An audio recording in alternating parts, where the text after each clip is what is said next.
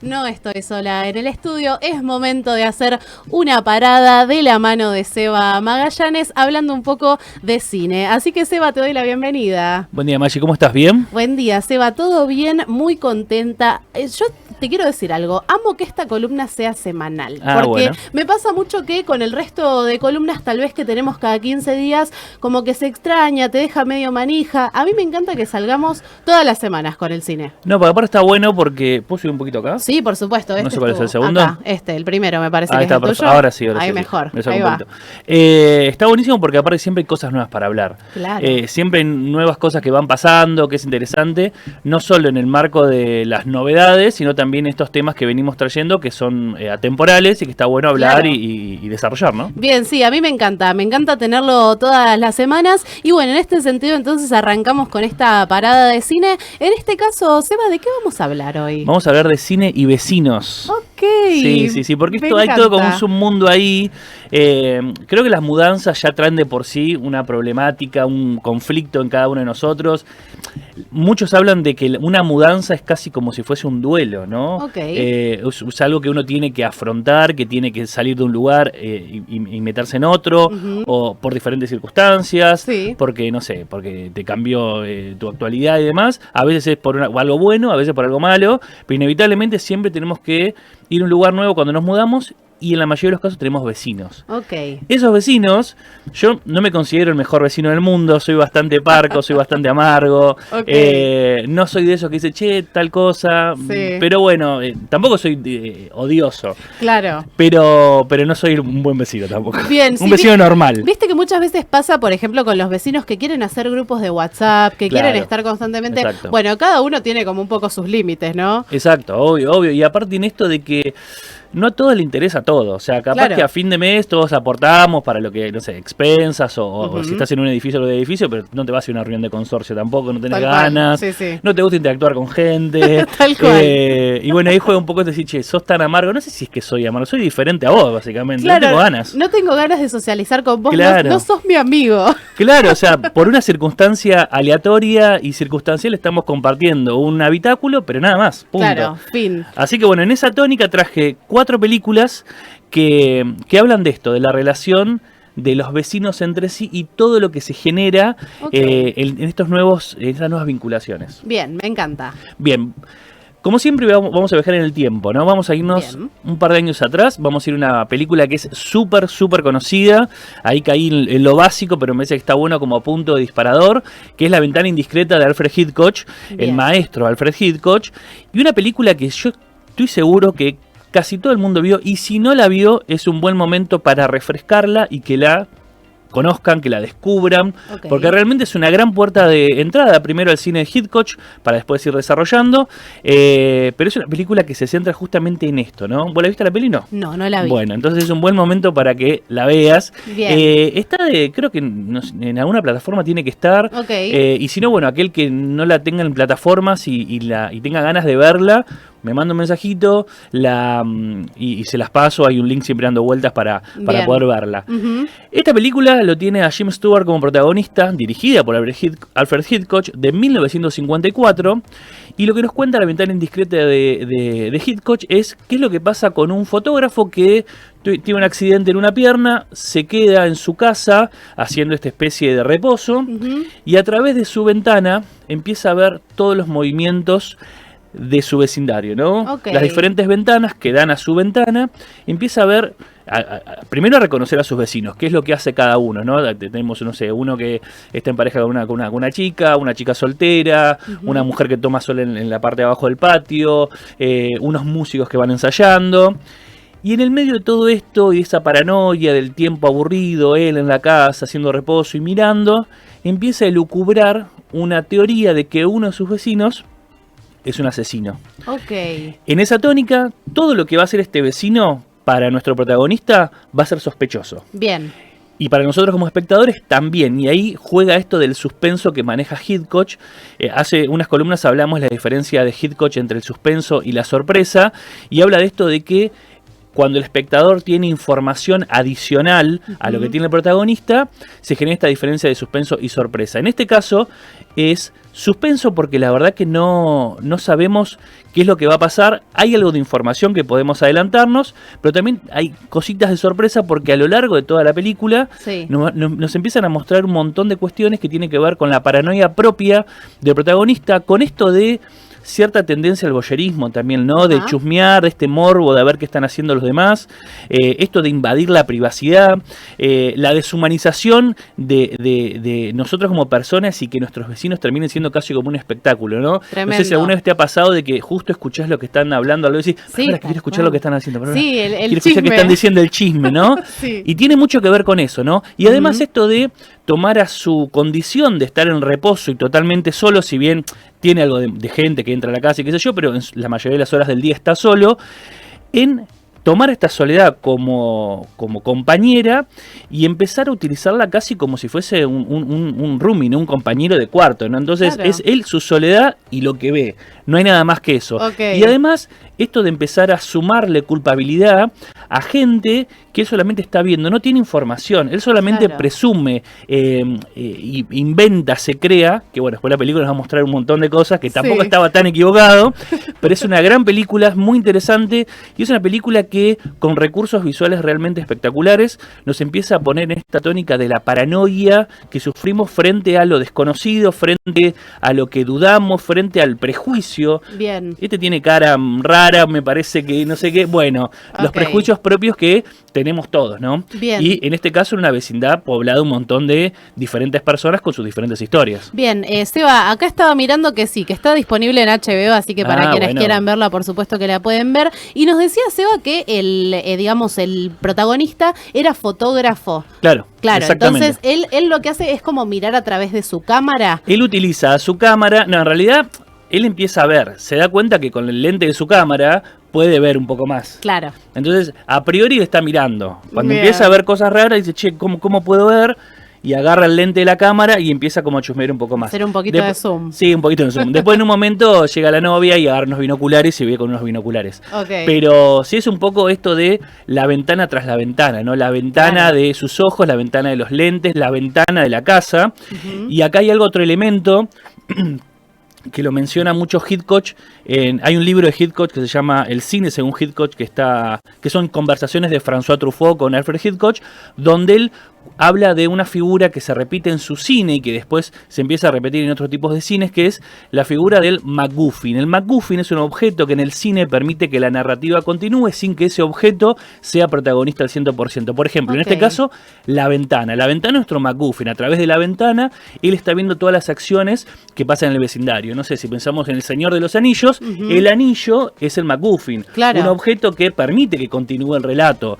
No sé, en Pulp Fiction, el maletín que ellos abren. No sabemos qué es lo que tiene adentro, no hay algo concreto, pero es algo que permite que Jules y el personaje de John Travolta continúen con toda su historia. Bueno, esta figura de MacGuffin, que otros le ponen otro nombre, pero Hitchcock lo menciona como MacGuffin, es lo que permite eso, ¿no? Algo que está ahí, que permite que la acción continúe y que no necesariamente sea algo trascendental para toda la historia. Claro, me parece que está buenísimo como ese enganche de un objeto que digamos, está a través de toda la historia, pero no necesariamente estando presente, sino también sino también como siendo parte de la trama, siendo parte, digamos, esencial. En este caso, la ventana por la que él mira, ¿no? Como es el objeto que está ahí, pero no como si fuera algo principal, sino es lo que ayuda a que pase toda la trama, digamos. No, y además, si nos ponemos a profundizar un poco en el concepto del espacio y de la espacialidad en el cine, es el portal que nos conecta de nuestro mundo privado, en la intimidad de nuestra casa, al exterior, ¿no? Es ese portal que nos divide de todo ese mundo real frente a nuestro microcosmos que está dentro de nuestra casa, ¿no? Me gusta este juego de la ventana y Seba, te quería preguntar, porque sabiendo que esta película es de 1954, yo sé que hay películas un poco más actuales que juegan también con esto, ¿no? De observar al vecino, entonces, ¿vos creés que esta fue como un poco la inspiración hacia eso? No, vale, sí, absolutamente. Sin duda. Hay otra película llamada Paranoia, por ejemplo, que cuenta algo muy similar, un pibe que está detenido en su domicilio, se mandó una boludez, no me acuerdo exactamente qué, pero que como que le dan prisión domiciliaria, porque fue realmente algo muy sencillo, no es que es un delito gravísimo. Claro. Y obviamente es el mismo fenómeno, ¿no? Él empieza a ver a través de su ventana lo que hacen sus vecinos y yo creo que esa película, esta Paranoia, o Suspiria creo que también se llama, no, Suspiria es otra, Paranoia, Suburbia, creo que se llama Suburbia, tengo que chequear. Y ahora alguno me va a decir, no, Suburbia no, qué sé yo. Sí, es verdad, puede ser. Pero bueno, es un poco también homenaje, ¿sí? Es un poco... Claro. No, Suburbia es otra, bueno, no, se llama Paranoia. Bien, Paranoia. Paranoia le ponemos acá, no me acuerdo el nombre original, Paranoia. Bien. Pero es lo mismo. Es un pibe que empieza a ver a través de su ventana diferentes cuestiones y empieza a lucubrar teorías. Bien. En esa misma tónica, de 1954, viajamos a 1989. A ver. El director, el querido Joe Dante, director de películas como Gremlins, como Piraña también. Uno de los nombres del cine fantástico de los 80, muy reconocido. Viene con una película que lo tiene a Tom Hanks como protagonista, la tiene también a Carrie Fisher haciendo la esposa de Tom Hanks, Carrie Fisher, la princesa Leia, para los que no sepan. Claro. Una película que juega con la paranoia, pero también juega con esto de la intolerancia a lo diferente. Esto nos cuenta Tom Hanks, es un tipo que está de vacaciones en su trabajo, en vez de irse a algún lado, en vez de viajar, emprender una aventura a otro lugar, se queda en su casa. Como muchos de estás de vacaciones, te quedas en tu casa. Bien. Él se queda en la casa. En una de las casas del barrio empiezan a pasar cosas que según él son extrañas. Cosas que no están dentro de la normalidad que él presume que sería normal. Claro. No son necesariamente cosas extrañas. Pero ¿qué pasa? A su paranoia se le suman otros vecinos que están también re freaks como él. Y son personajes muy particulares y muy interesantes. Y empiezan a tirarle leña al fuego, ¿no? Che, no, estos no pueden ser que sean tan diferentes, cómo pueden ser tan raros, no se pueden adaptar al barrio, qué sé yo, no sé qué. Hablamos de la intolerancia a lo diferente, hablamos de esta paranoia que se genera en comunidad, porque muchas veces uno por ahí duda sobre algo, tiene una paranoia sobre algo, pero si no tiene el aval de otros, medio que muere ahí. Claro. De hecho, en la película lo que vemos es que todos sus vecinos y freaks como él están totalmente enajenados y con paranoia, pero su esposa le dice, no pasa nada, no, lo que estás viendo no existe, nada que ver, claro. Bueno, y es una película que es, en su principio, cuando recién sale la peli, medio que no se le dio mucha bola, después empezó a convertir en una película de culto, primero por su director, después por el cast que tiene, que es súper interesante, Tom Hanks, Carrie Fisher, y también esta película lo que nos habla es un poco esto de lo que hablamos recién, ¿no? Este prejuicio que se basa en la apariencia de los demás. Porque alguien es diferente, no lo acepto o me genera dudas. Uno después puede ahondar en diferentes características de qué es lo diferente, o por qué lo notás diferente, no sé, porque de repente viene de otro país, ¿entendés? Claro. ¿Por qué? Sí, tal cual. Que ni hablar, que es un prejuicio horrible, pero que sigue estando el día de hoy. Absolutamente. Tipo, tal es de tal lado, bueno, ok, es raro. Cuidado con esto. Al menos es raro. Sí, tal cual. Y después esto de la invasión a la propiedad privada, ¿no? Esto de me meto en el patio del otro para chusmear qué es lo que tiene, o me subo a través del paredón a ver qué tiene el patio, tiene cosas... Bueno, toda esa paranoia, todos esos diferentes momentos que va atravesando la película son interesantes porque se dan en este contexto de cómo convivimos con nuestros vecinos, la paranoia que se genera y el miedo ante lo diferente, y obviamente este rechazo a través solamente de la apariencia. Una gran película de 1989, creo que está en YouTube para ver. Bien, acá también dice que está en Apple TV para quienes tengan esa plataforma, pero bueno. Poca gente la tiene, yo la tuve en algún momento, tiene cosas increíbles, pero... Nada, más no plataformas. Vale toda la pena. Sí, qué sé yo, vale la pena, pero la encontraste en YouTube también. Exactamente. No pasa nada. De 1989 viajamos a 1999. Ok, 10 años más. Exactamente, 10 años más. Mark Pellington hace una película que se llama Arlington Road. Bien. Una peli que es ya otra cosa. Ya pasamos de lo que tiene que ver más con la comedia, que lo que tiene que ver más con lo delirante, con lo satírico, a ya un thriller dramático de suspenso. Me gusta. Ya ahí vemos a Jeff Bridges, que es uno de sus protagonistas, y Tim Robbins, quizás los mejores papeles de estos dos actores en su historia, en su filmografía, porque son realmente espectaculares.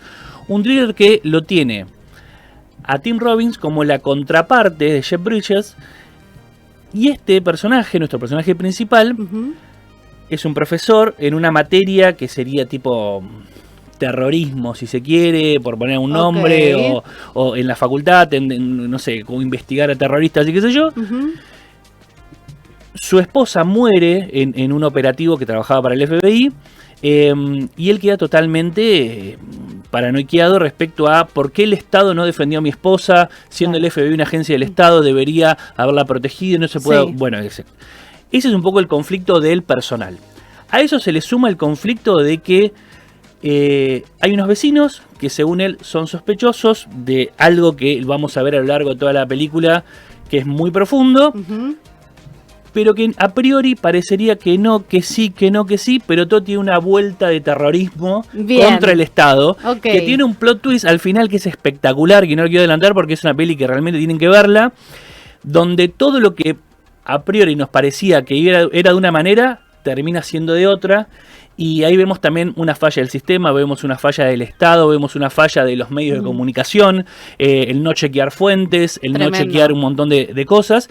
Y ahí empezamos a hablar esto de la perfección de los vecinos, ¿no? Porque este vecino que él lo veía como sospechoso, la gente no lo veía como sospechoso, tenía como buen trato, hablaba bien, etcétera, etcétera. Entonces, claro, cuando todo está tan bien, hay algo mal. Tal cual, ¿no? Sí, es sospechoso que todo esté bien. Es sospechoso que todo esté bien. Bueno, ahí arranca el conflicto principal del protagonista. O sea, ¿por qué es tan piola este? Algo oculta. Claro. Bueno, ahí arranca. Y viste, cuando sospechas de algo hasta que no seguís sospechando hasta el fin de los días. Bien. Después está esta línea entre la precaución y la paranoia. O sea, está bien, ok, no voy a ser paranoico, pero también voy a ser precavido, porque no sé cómo se va a desarrollar todo esto.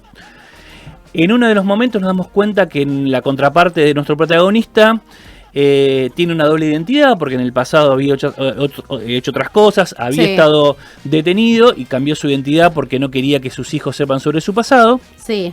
Así que bueno, se dan un montón de situaciones en torno a cuestiones que ya vinculan a la paranoia de la vecindad, pero ya con algo que tiene que ver con el terrorismo de Estado.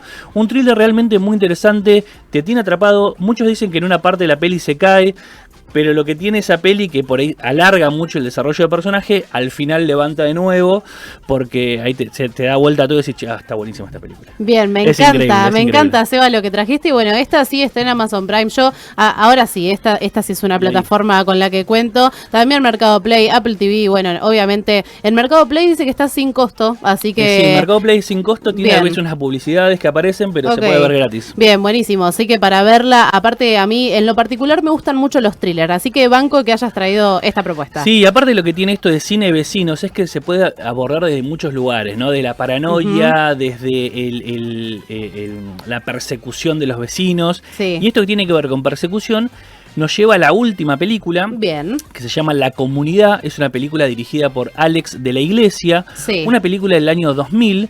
Es una película que me parece espectacular y que creo que define muchísimo al cine de Alex de la Iglesia. Un cine que es incómodo, que es intenso, que visualmente te moviliza. Lo que nos cuenta esta película, que la tiene a Carmen Maura como protagonista, ella es una vendedora de departamentos, de una inmobiliaria. Sí. Y a través de una operación que está haciendo, descubre que en uno de los pisos, un señor que vivía ahí, que estaba muerto, tenía un montón de dinero escondido, pero un montón de dinero. Ella piensa que solo ella se dio cuenta de eso, pero no. Todo el edificio sabía que él tenía ese dinero escondido porque se había ganado la lotería hace tiempo atrás. Ahí va. ¿Qué pasa? Esta comunidad, estos vecinos, sabían de su dinero, lo estaban atosigando a este hombre para que ese dinero que se ganó, en vez de que se lo gaste él en sus cosas personales, lo distribuya en toda la comunidad, o sea, hacer cosas al edificio y demás. Entonces este hombre se encierra en su casa y termina muriendo solo. Con él muere el secreto de dónde está escondido el dinero. Estaba escondido en su casa, en un lugar que lo vamos a ver a lo largo de la película. Esta mujer descubre el dinero, pero claro, cuando los vecinos se dan cuenta que este hombre está muerto, que esta mujer entró a la casa, que puede acceder o puede saber dónde estaría el dinero, todo se vuelve en una persecución muy hostil contra esta agente inmobiliaria, para ver dónde está el dinero, y cada movimiento que hace esta mujer es sinónimo de no, se va a llevar el dinero, nos va a dejar sin plata, Ay, no podemos dejarla escapar, es espectacular. Y ahí empieza a hablar esto de la codicia, ¿no? La codicia de todos los vecinos, que termina vinculando entre todos, porque como hablábamos recién, no son amigos, pero hay algo que los moviliza y que los une, que es la codicia por el dinero. Exacto. Entonces, capaz que el del A con el B se odian, pero si pueden sacar algo de dinero a través de alguna movilización, lo van a hacer. Exacto. Esto de pensar a los edificios o a las vecindades como microcosmos, microestados donde tienen sus propias reglas, ¿no? Dentro de esas paredes, las reglas las ponen los vecinos. Tremendo. Entonces, bueno, no la vamos a dejar escapar. Si va por esta puerta, la podemos cerrar por esta otra puerta. Es espectacular. La envidia frente a el que más tiene. O sea, porque vos tenés más dinero, porque ganaste más dinero en algo tan azaroso como un juego de azar, de una lotería. Bueno, que queremos algo de eso, no te lo quedes para vos, lo queremos nosotros también. ¿Por qué? No sé, porque nos pintó. Claro, no sé por qué. Me llama la atención esta sensación de los vecinos creyéndose dueños del dinero de su vecino. O sea, ni siquiera son familiares ni amigos ni nada. Es espectacular. Y además esto de la pérdida, claro, de esta individualidad que tiene cada persona, cada individuo que vive en ese departamento, que una vez que está en ese edificio lleno de otros departamentos, es una masa. Entonces todos tenemos que pensar como esa masa, somos todo uno. Y no es así, cada uno tiene su individualidad, ese dinero el viejo lo quiere usar para otra cosa, etcétera, etcétera, etcétera. Bien. Una película muy intensa que, bueno, obviamente es una película española, pero que te mantiene atrapado, que tiene momentos de bastante sangre por momentos, y que te movilizan. O sea, pasamos un poco de las comedias o un poco las sátiras con SOS Vecinos al Ataque de Joe Dante,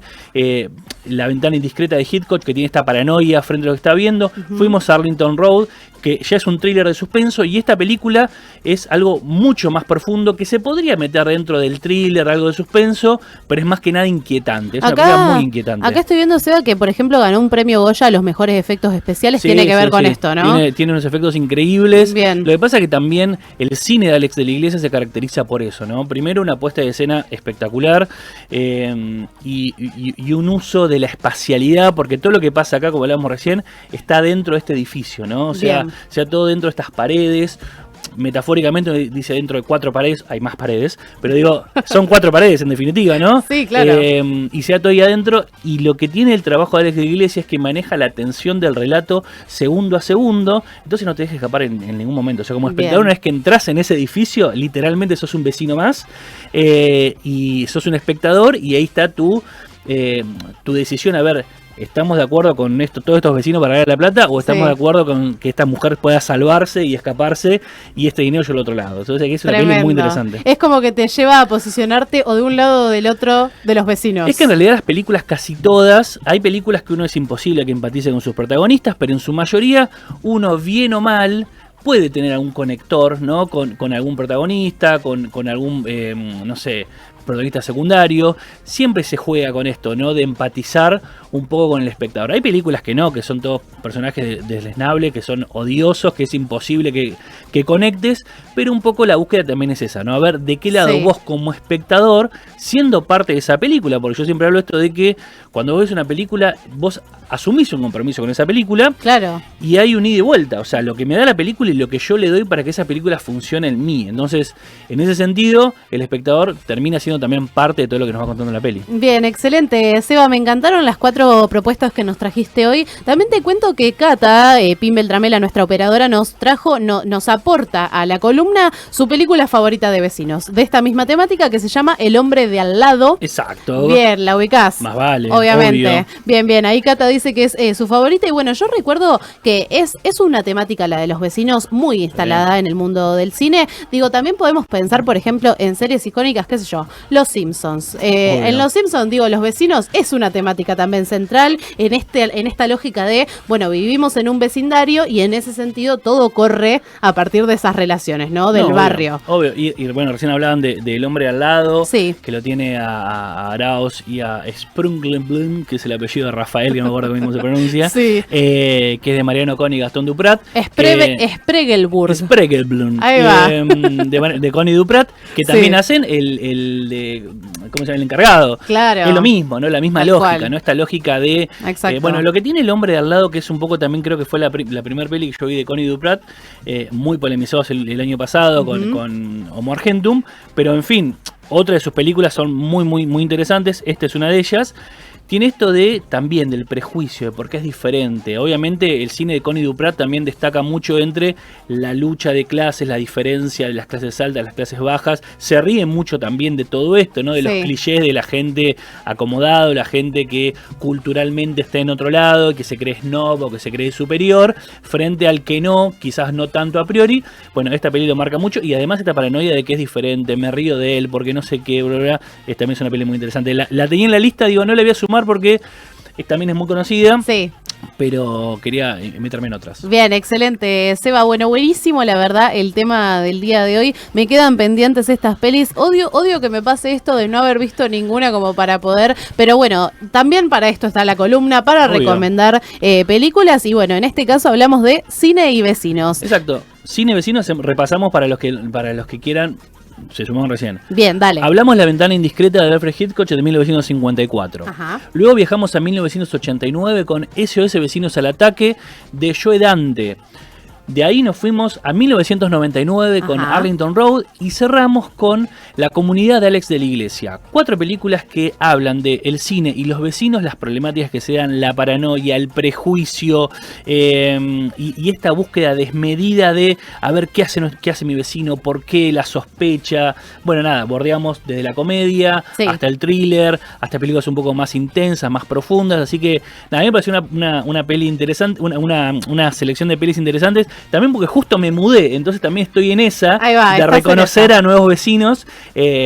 Así que nada, digo, bueno, vamos a hablar de esto, que es lo que me está pasando ahora y que se puede mezclar directamente con la columna. Me encanta, Seba, espectacular. Y bueno, obviamente nos volveremos a encontrar la semana que viene, que no queremos hacer demasiado spoiler, pero sabemos que estamos prontos al 24 de marzo, así que entiendo que la semana que viene vamos a ir un poco por esa temática, ¿no? De la memoria. Vamos a ir un poco por ahí. Bien. Hoy no traje libro, pero traje una invitación. A ver, dale. El sábado, bueno, mañana se estrena en Nuestra Tierra la peli de Martel en Cineflix, así que aquellos que quieran ir a verla, porque al interior llegó una semana después. Se estrenó la semana pasada, pero el interior siempre sabemos que por ahí llega en la segunda semana. Claro. También es un poco el testeo. Ahí estamos como medio marginados en términos geográficos. Pero llega mañana, viernes 13, a Cineflix. Y el sábado hacemos una charla en Librería El Puente, junto con Rafael Curtoni. Bueno, hablando un poco del cine de Martel, él hablando de su métier, que tiene que ver justamente como director del Observatorio de los Derechos de los Pueblos Originarios y Campesinos. Exacto. Que tiene que ver mucho con la película, justo de Lucrecia Martel, así que bueno, nos esperamos ahí. Y además vamos a hablar de la película y de todo el bagaje de Rafa sobre el libro de Martel, que se llama Un Destino Común, que es un poco la recopilación de un montón de conferencias de ella, así que bueno, va a ser charla de cine, charla de reflexión, hablar un poco del valor de esta película también para la actualidad, así que entrada libre y gratuita en Librería El Puente a las 20 horas. Bien, buenísimo, así que esa propuesta para el sábado también nos queda ahí para quienes quieran participar. Y bueno, Seba, te agradecemos muchísimo. No, a vos, Maggi, gracias. Bueno, excelente.